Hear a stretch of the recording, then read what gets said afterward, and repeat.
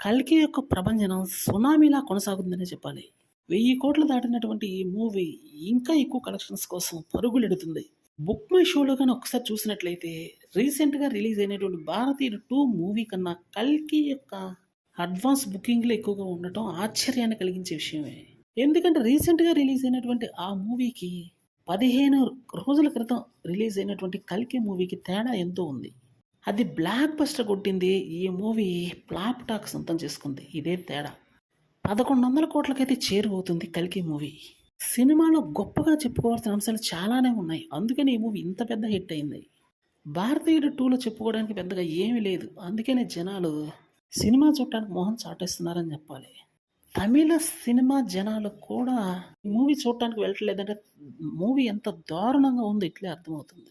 కాబట్టి ఇటువంటి టైంలో 'కల్కికి' ప్లస్‌కి 'భారతీయుడు 2' మూవీకి కంపారిజన్ అనేది మాత్రం కుదరదనే చెప్పాలి. ఎందుకంటే అదెక్కడ, ఇదెక్కడ. శంకర్ యొక్క మ్యూజిక్ డిజాస్టర్‌గా మిగిలింది. నాగశ్విని యొక్క మ్యాజిక్ అదరగొట్టింది. అందుకని అటు 'కల్కి' మూవీ సూపర్ డూపర్ హిట్ అయ్యి కలెక్షన్స్ రాబడుతుంటే, ఇటు 'భారతీయుడు' మూవీ తిరుగులేని ఫ్లాప్ టాక్‌తో కొనసాగుతుంది.